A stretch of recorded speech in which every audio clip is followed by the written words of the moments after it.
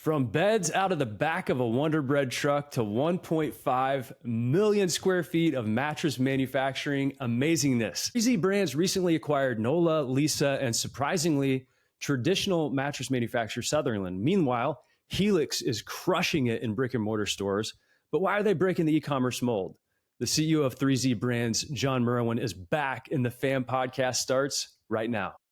Did you know that 86% of customers buy from the first business that responds? And if you text back very quickly, that number jumps to over 90%. That's why Podium's AI employee, Jerry, is a game changer. Jerry never sleeps, never takes a lunch break, and never puts in a 2-week notice. He's always on, responding in seconds, so you never lose a lead again. Turn missed calls into texts, capture more leads, and close more deals, all with Podium. Want to see how it works? Get a demo today at podium.com/fam.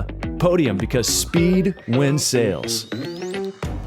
In the mattress world, a no at checkout means a lost sale. That's where American First Finance comes in.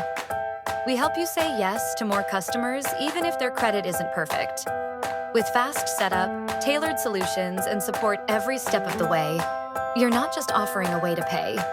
You're inviting them to Yesville, where more people get approved and customers can take home the mattress they need today. Visit AmericanFirstFinance.com to get started. For the first time ever, top retailers can introduce the mattress that's been locked away inside of one of America's top mattress retailers until now. Introducing Prana Sleep, the ultimate luxury mattress collection designed by lifelong sleep industry leaders who set out to create the best sleep experience imaginable at any cost. Born from decades of industry expertise and real-world retail feedback, Prana Sleep doesn't just sell mattresses, it sells satisfaction, loyalty, and premium performance. Now, Prana Sleep is awarding these unparalleled products to a select group of top-tier retailers. Proudly made in the USA, Prana Sleep mattresses are handcrafted in private factories by top-tier craftspeople, ensuring exceptional quality and detail. What sets Prana Sleep apart? 100% natural materials, luxury latex, and the only machines in the world that quilt latex directly into the top panel for a one-of-a-kind, indulgent feel. Stand out in the marketplace with a mattress line engineered for luxury and crafted for those who demand the best. Your competition will hate selling against Prana Sleep because nothing compares. Prana Sleep, bring the secret to success into your stores today. Go to pranasleep.com now to apply. Welcome to the FAM podcast with Mark Kinsley.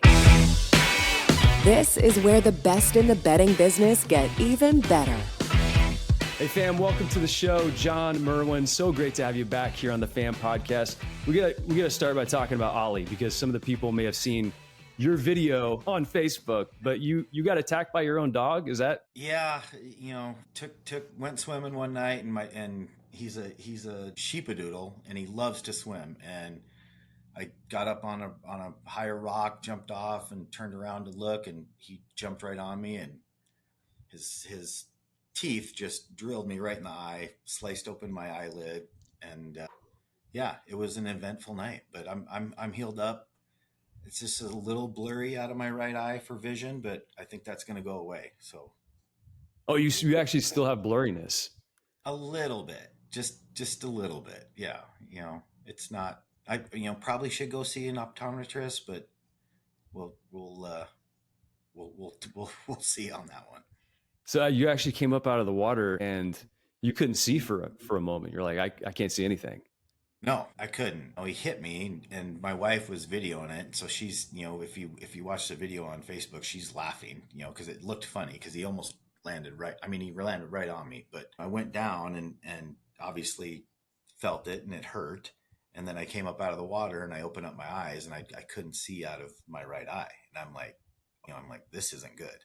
And then, once I, blinked a couple times, got the chlorine out, and finally I could see. And then, obviously blood was coming out, and I, touched it, could see the blood, and swam over to my wife. And my wife does not like she can't handle that stuff. She gets really squirmish, and I'm like, what's it look like? And she's like, oh my gosh, I'll go get you some ice. And I mean, she just takes off, takes off for the house.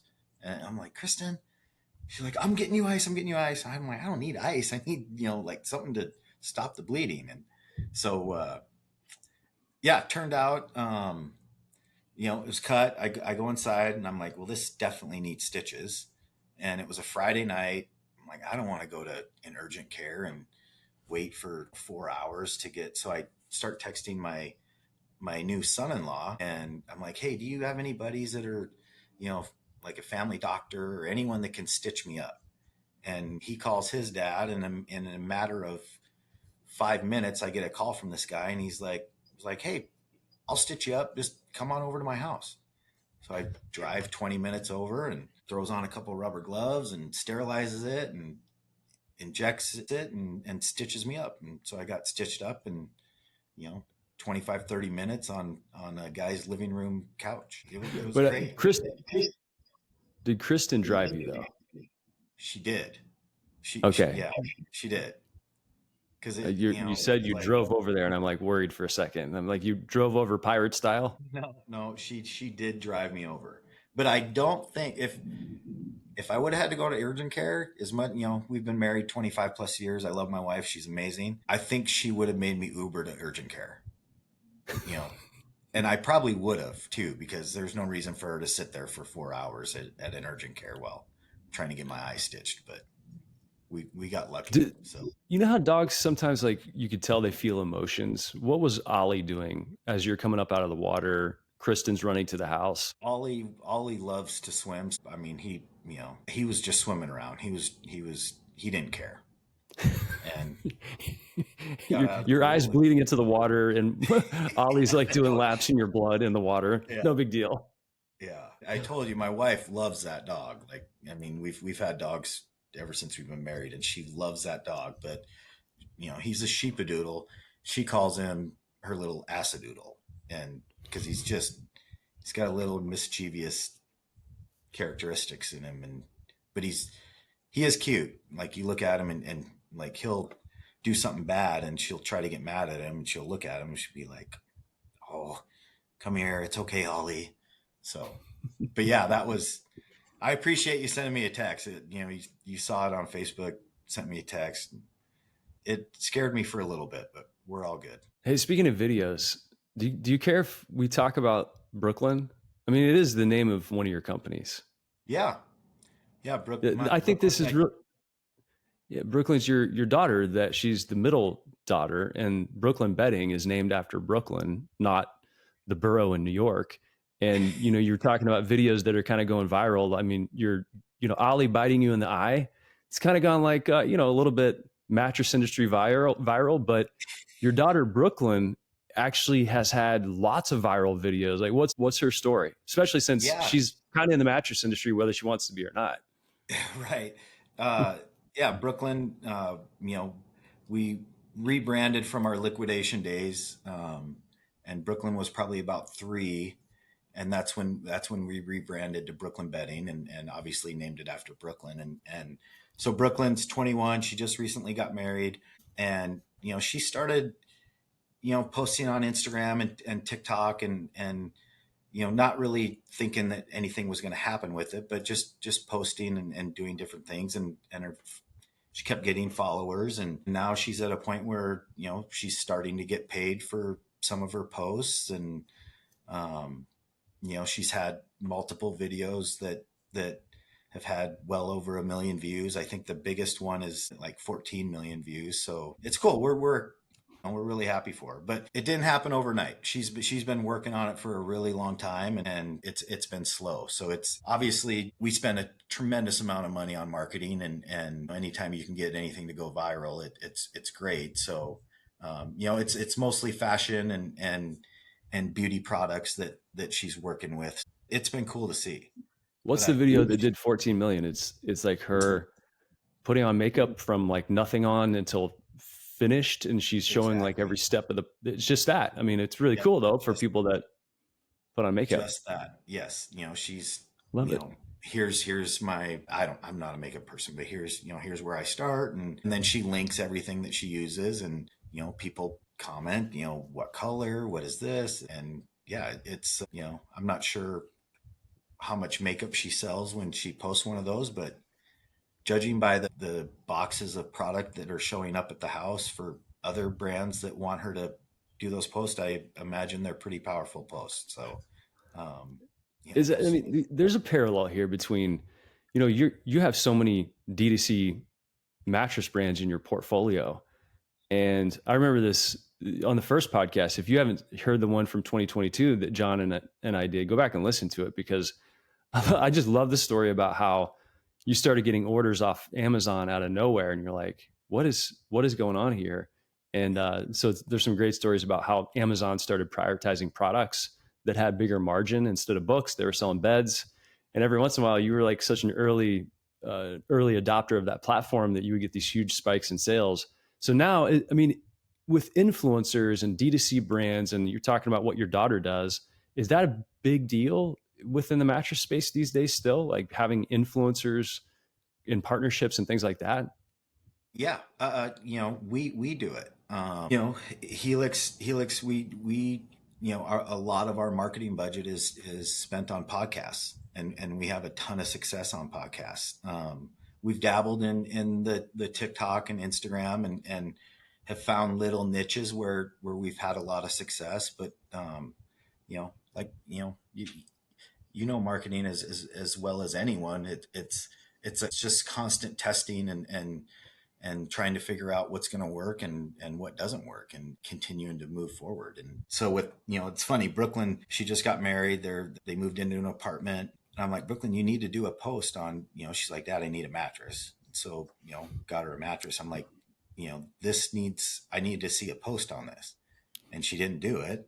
And so she's like, well, that's not really, the people that watch my posts, they don't want to hear about a mattress. And I'm like, well, you just moved into an apartment. Yeah, I mean, that's the demographic that I'm trying to hit, honey. You got to do a post. So they're moving into a house here in 3 to 4 months. And so Brooklyn is going to be doing a Brooklyn bedding post, hopefully. We'll see. Please. I mean, it makes so much sense. And hey, let's talk about beauty sleep. I mean, it's a real thing. Come on, Brooklyn. Yeah. So that's super cool. I'm happy for him. Yeah. Yeah, that's amazing. Let's go back to something you said, podcasting. I mean, I've done over this is probably like the 630th or 35th podcast that I've done about the mattress business. And so it's, become this sort of campfire that people gather around and talk about all these things. But you guys over on the mattress side, what were the early days of that like? I mean, maybe, I remember Jerry telling me that he was trying to get with Tim Ferriss back in the day. And Tim Ferriss used to talk about eating some sort of, it was maybe like tuna or maybe like sardines or something like that. And he sent like a video to Tim Ferriss through this intermediary saying like, I'm not just a fan, I actually follow your advice. And he pulled out, I think it was the sardines, and did the little video. Next thing you know, Tim is endorsing Helix, and I'm sure that has a massive effect. Like, what are some of those little stories of these micro influencers and that you've noticed that have had maybe a big impact? Maybe some fun stories we haven't heard about. Yeah, I haven't heard the Tim Ferriss one. Obviously Tim Ferriss is a partner, and he certainly supports Helix. I haven't heard that one. I'll have to talk to Jerry about that one. They haven't told me that one, but we've had a lot of success with podcasts. Our RV mattress, obviously Helix is the biggest, spender on podcasts, but even some of our smaller niche brands have had a lot of success on different podcasts. All the RV side sticks out in my mind. We've had tons of RVers come through the facility and just showing their following, how a mattress is made, and you can get great sleep in an RV the same as you can in the house. So, that's one example of things that have been really helpful and have worked. The facility, my plant manager doesn't like it very much. You add 20 different SKUs on the floor, and it makes it tough. But yeah, I mean, like I said, we'll always, stick with some podcast marketing, and it's been really good for us. Let's talk about some of the other D2C brands. So the announcement came out, a little bit back that you acquired Nola and Leesa and then Southerland. Let's dig into Nola and Leesa. But then Southerland is sort of a standout because Nola and Leesa aren't manufacturers, they were brands, Yep. and they came into the 3Z portfolio. What made you expand with those two? Were they looking for a home, looking to be part of something bigger, looking for an exit? What makes those brands make sense to 3Z? Yeah, ultimately started with just a conversation of, hey, they saw what we did with the, when Brooklyn and Helix came together. Obviously, we moved into a new 650,000 square foot facility that had a lot of open capacity. And then, we did the Bear acquisition. And after that, it just started getting a couple different phone calls of, oh, hey, we love what you're doing. We'd love to be a part of it. And is that possible? And that's what started them. And after we looked into the brands and looked into the teams, they were perfect fits for us. And so we were able to acquire those two companies, and it was product that, we weren't manufacturing any of the product. Everything was built a little bit differently, but we were able to, bring all that manufacturing in house and capture those synergies. And in turn, they've been phenomenal transactions for us. And ultimately, we're able to put out great product that are, the customers love and are getting great sleep. You talk about Southerland. Southerland obviously is a completely different beast, and predominantly Southerland was a more of what I would call a traditional wholesaler, and they sell to brick and mortars, and that was what they all their customers were. And so we were at a point where and always knew that we were going to need some East Coast manufacturing presence. And so the plan was always to build the Phoenix facility, figure out what we did right and what we did wrong, and then go duplicate that on the East Coast. And as we were looking at, I made multiple trips out to the Carolinas, looked at different buildings, land, and we were marching down that road. And then, I can't remember what industry event we were at, but got to talking to Brian, and he said, hey, there could be an opportunity, with Southerland. And then the more I dug into it and got into the Tennessee facility, the Oklahoma facility, and met with the teams, and the more we looked at it, the more we liked it. Just immediately got us a presence in the East Coast, and it's been great. Like we're absolutely thrilled with the teams and where we're going with it. Let's talk about Helix as well. Like, speaking of being thrilled with acquisitions such as Nola and Leesa and Southerland, I know you've been really happy with the transition from pure D2C with Helix into brick and mortar. What do you think? So, talk about the success there, and what do you think is behind that success? Because it's not always easy to go from a direct to consumer company where you ship it to the consumer and the only thing they have to compare it to is their crappy mattress that they're getting rid of. And sometimes the products don't always translate to the retail floor. It's like sometimes the dogs don't hunt. What has been behind the success of Helix? And just paint a picture for us about what's happened and why you made that strategic shift with Helix in particular. Yep. Helix has always been our largest brand. And so, you know, we're spending millions of dollars a year on marketing and driving customers to our website. Even the best converting websites out there will convert at, 2.5%, 3%.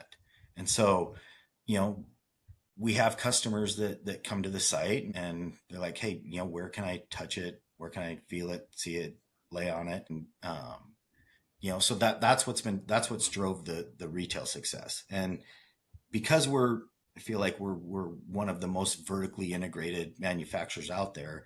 Because of our vertical integration, we're able to go partner with retailers in markets. And so a customer in New York comes to our website and doesn't convert, well, then we're able to then partner with a retailer and hit them with some ads and say, hey, come try this product out. And we're driving significant traffic for retailers that are carrying Helix. And then the other side that the retailer needs and wants is a decent margin. We can deliver some margin for that retailer. The success that we've been having with Helix has been phenomenal, and we believe and we hope that we can continue that going forward. And a lot of that, especially on the East Coast, none of that was possible without the acquisition of Southerland and the ability to now make that product in Oklahoma City factory and our Tennessee factory. Well, congratulations. That's huge. I know. I mean, and it's not always a smooth sailing process to get your products to translate to the retail floor. But let's go back to something you said. I want to dig in a little bit. You said that whenever traffic doesn't convert on the Helix website, you're partnering with the retailer to do like a co-branded ad. So your technology is able to see, based on location, where that customer's making the search, and then you can essentially serve them ads in that local market, driving them to that retailer. Yes. That's amazing. That seems like that would be the name of the game these days. I mean, we think so. It's, the partners that are carrying the product are really, really happy. It's a qualified lead. All the customers been to our website. They've done the research. They confidence to make the purchase, and they're able to go in and see it on a floor and lay on it. And, and then obviously the retailer's converting the sale. So it's been great. So let's stay with Helix for a moment. So with Helix, originally, sort of the differentiation online was you would go to their website, you would take a little quiz, and it would narrow down a customized mattress for you. And then that's what would get shipped out. And so there were different variations of mattresses that were getting manufactured and shipped to the person's home. Does that story cascade down to retail? Is that the same story at retail, or how does it work? It does. And we're encouraging retailers to carry, we would love for them to carry anywhere from 4 to 6 SKUs. Most are settling right around 4. We have some guys that are carrying a lot more than that, but to start off, it's like, hey, for this to be really successful, you need to carry at least 4. And so, customers can still go to the Helix website and go through the customization test, and then go, hey, the Midnight Lux. They can find the bed that they want to test and go test it. But yeah, the customization has always been a driving force for the Helix website, and will continue to be that way. I have it just occurred to me, this might be a fun topic. Are you game? Sure. So Easy was obviously, it rolled up a lot of different mattress brands, mainly direct to consumer brands. Obviously, recently the acquisition of Southerland gave you a bigger, manufacturing footprint across the US. But, you're no stranger to acquiring these direct to consumer brands. Let's say that somebody out there starts a D2C brand today, and down the road, you're going to buy them. Let's put the crystal ball out in front of us and say, like, somebody's going to meet John Merwin, and you're going to buy that brand. If you're watching on YouTube, John's off. He was holding too still. His office went dark. I thought you were like, I don't want this question. I'm lowering the lights. I'm out of here. Just happened. My sensor hadn't seen me move behind my screen for 30 minutes. It's like your Apple Watch saying, get up and walk a little bit here. Yeah. So, okay. So somebody's starting, and we're looking into our crystal ball. That's what happened. It got a little woo-woo, and it went dark. So we're looking into our crystal ball, and 5 years down the road, you're going to buy this company. They're getting into the online direct-to-consumer mattress game today. You're going to buy them, so it's no threat to your existing portfolio. What do they have to do, though, to truly compete? Do they have to have some sort of special marketing sauce online? Do they have to have a combination of build it online, get ready for retail? Like what's the formula today that would make it attractive down the road to 3Z? Yeah. I mean, first, you have to have a great product, right? You have to have a product that resonates with the customer, that customers are really, really happy with. And, we feel like, the house of brands that we have and the offering that we have on the product side is really, really good. And then, that's a tough question. You were a part of it, and you saw it in 15, 16, 17, 18 when I don't know how many brands were out there selling D2C. At one point someone said there was over 100, 150. So what's helped separate those, for us, we feel like it's always been about the customer and the product that we can deliver. And then, you know, the being vertically integrated has also helped us to stay profitable and stay relevant. You know, I would say, you know, number one, ultimately you have to be profitable to stay in business, right? And you know, I think when you look back on the brands that came up, they weren't able to stay profitable. Yeah, I think when, some of the early D2C brands, like especially ones that went public and they ripped open the financials, they realized you're not participating in any of the profit pool of manufacturing. And so you are an acquisition machine and a brand and customer service machine, but your depth financially was pretty shallow. So I think there's something to what you're saying too. Just you got to start with profitability in mind, like partner with the manufacturer, become part of the manufacturer's portfolio, sooner rather than later. That seems to be where things are trending. Yeah. It's a great question. I wish I had a better answer for you. I mean, it's got to be tough to cut through the clutter online. And I think that that's important because it seems like to me that brands are being built online first. Like if you go out and you try to find a legacy brand, like a big S brand, and you're searching for mattress related terms, I mean, it's actually difficult to find sometimes. And so if a consumer's starting online and that's what they're seeing, that's what they're going to believe and that's what they're going to look for, SEO still matters, or, paid visibility still matters. So maybe a pile of money helps too. Yeah, it probably wouldn't hurt. In the tease at the very beginning of the show, I mentioned, beds out of the back of the Wonderbread truck. I can't leave that without closing the loop. Tell us that story real quick, because I love. It's not like rags to riches, but it's like Montana to Phoenix to liquidation mattresses to one of the biggest mattress manufacturers in the world now. Like you got 1.5 million square feet almost of manufacturing space that's dedicated to 3Z. So tell us the Wonderbread truck story though. Yeah. So my brother originally started the business in the late 90s, and he, to pay for college, he would go, he was going to school in North Dakota, and then he eventually moved down and finished at ASU. Well, in the summers, he would go back east and he would sell encyclopedias door to door. So he became a pretty good salesman, and he graduated from ASU and went to found an auctioneer that was selling used furniture and mattresses, and so he started buying furniture and mattresses from the guy, and he was selling them out of his garage. And the guy eventually said, "Hey, you should focus on mattresses. I can get you truckloads of mattresses," and took his advice, and he bought an old Wonderbread truck. And this is right when cell phones came out, and he would place ads in the penny saver, and he would get a call and it'd be a customer, "Hey, I'm calling about your mattress." And he's like, "Well, where are you located at?" And like, "I live in Mesa." And he was always, no matter what, he was always 15 to 20 minutes away. And so he's like, "Oh, you know what? I just finished a delivery. I'm 15 to 20 minutes away. What's your address? I'll come to your house." And so then he would go to their house, and then that's where the encyclopedia salesman would come out, and he would throw 4 or 5 mattresses down on someone's driveway, and they would buy it, and he would load them back up and go on to the next call. And so, then he would run out of inventory, go back to the auctioneer and buy more inventory. The auctioneer said, "Hey, how are you selling these beds?" Like, "Well, I'm going door to door, I'm placing ads in the penny saver." And he's like, "That's ridiculous." He's like, "You need a retail store and you need customers coming to you."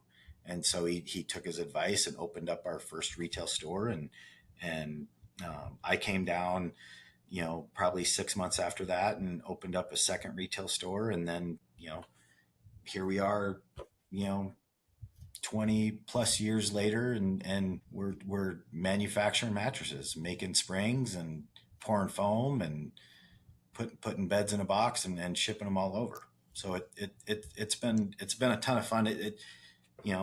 It's been 20, I've been doing this for 26 years. So it certainly didn't happen fast, but 26 years has gone by quicker than I would have imagined, I think. So what were the biggest inflection points after that? Like you came down from Montana, you opened the first store. That was a big leap. What were like the maybe 2 or 3 inflection points after that have led to today? And they can be risks you took, they can be whatever, just big inflection points. Yeah, so it turned out all of our, a lot of people won't even remember this, but a lot of our product was coming from Montgomery Wards. A lot of people don't remember Montgomery Wards. So they went bankrupt, and at that point it was like, hey, how are we going to stay in business? So then we went directly to, the Serta Sealy Simmons of the world, and said, hey, we're liquidators. We'll buy whatever you can sell us. So it was comfort exchanges, returns, warranties, overstock, crazy quilt product. They would call it crazy quilt. We would buy anything, pay cash, put it in our stores, sell it. So that, I would say, that was one inflection point where we started to do business with the major brands. From there, I would say it was in being into those factories and seeing it, and then seeing some excess raw materials, and hey, there's some fabric and some foam and some tick, and like, what are you doing with that? Oh, it's like obsolete material. Well, what's your plan? Well, we're either going to scrap it, or if we can't find anyone to buy it, we're probably going to scrap it. And so then that was a inflection point where it was like, hey, if we could figure out how to make a mattress, maybe we could use these materials, and then we could sell them in our liquidation stores.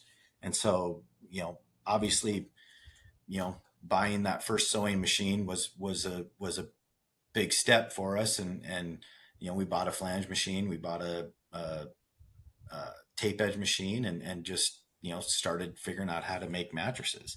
And so we lived in that liquidation world for a really long time. And I don't know if you remember it, but we would I would get calls from factories all over the country, and we kind of became known as, hey, there's these guys in Phoenix. If you call them, they'll buy anything. And I would buy anything. If it was a component that was used to build a mattress, I would buy it. And so, I would get these calls from all these factories, and not only were we getting calls from factories, but we started getting calls from the vendors as well that were supplying the factories. And so I would always say, yes, I'm interested. I would love to come out and put my hands on it, touch it, feel it, see it. And so I've had the opportunity to be in a lot of different mattress factories and see the way everyone builds a bed just a little bit differently, and could see the way that other companies were building beds. I've been to Europe, and I've been to China, and been into all these different factories. And so that was an inflection point, obviously, being able to get into these factories. And then obviously in '07 was when I saw my first bed in the box, became enamored with that, bought a roll pack machine, and went down the path of, every bed I make, I want to be able to put in a box. And you know so you know when you break it up, liquidation, manufacturing with excess raw materials, then bed in the box. And once we launched our first bed in the box and had some early success on Amazon that we talked about, then it became, hey, we need a little bit more stable supply chain. And we kind of evolved past the liquidation phase. And then once we needed a more stable supply chain, I could never get out of my head the prices that I would pay for the liquidated stuff. So, vendors would call and be like, hey, I have 500 spring units that, so and so doesn't need. And are you interested? And like, yeah, I'm interested. And, okay, here's the price. And, we were always paying, 10, 15, 20 cents on the dollar, or whatever it was. Every deal was a little bit different, but, I would say that the drive for being how vertical we are, came from what I would pay for liquidated product. And it's like, you mean if I want to buy this every single day, this is the price, so that's what always drove me to continue to try to get as vertical as possible. Was, I think I can drive down the costs of what it's going to cost me to make this product. And how do I do it? Well, you buy a machine. You can talk to anyone in the industry. I love buying equipment, and I've bought a lot of number one,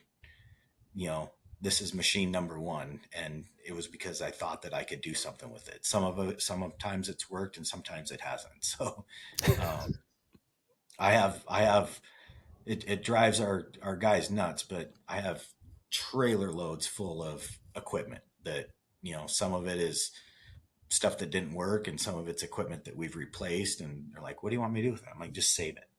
I'm like, "Save it for Wait, what's what?" an example of a piece of machinery you were convinced was going to work and it's in the trailer now? I have an ultrasonic machine that I thought that I could create like this ultrasonic seam on some material, and I think I spent 20, I don't know, I spent too much on it, and we got it in and just could never get it to work properly. um It's I like an bought ultrasonic weld, sort of like they Yeah, do on fabric encased coils. yeah, and Yeah. it was for a it was I wanted to go down like a medical path with it, and quickly realized that it just it's not working for the intended purpose that I needed it for. Were you trying to do the seams on like fabrics that would be on the outside of the mattress or? Yep. Uh, On like a healthcare, so then, nothing could get through it. It just I think someone's figured it out. It wasn't I quickly realized that it's not going to work for me, and we went away from it. let's go opposite. What was the piece of machinery that you brought in besides the roll pack machine, which I think you paid about $135,000 for your first one, something Yep. around there. Yep. What's another Yep. piece of machinery that you felt like maybe a bit of a gamble, but it's really paid off? It's worked. Yeah.